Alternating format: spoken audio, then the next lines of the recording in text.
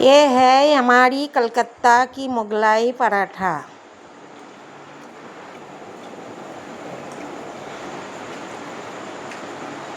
একটা তুলে দেখাও দাদু, একটা পিস পুটু একটা তুলে দেখাও এরকম করে থালার উপরেই এক পিস।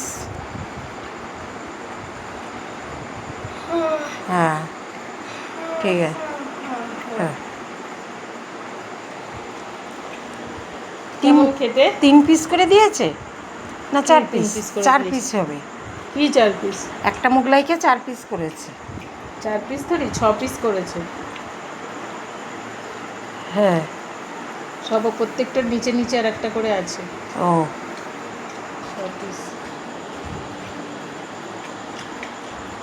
কেমন খেতে ভালো পুটু? খাও খাও শোনা আছে। আমাকে আখো কো খা।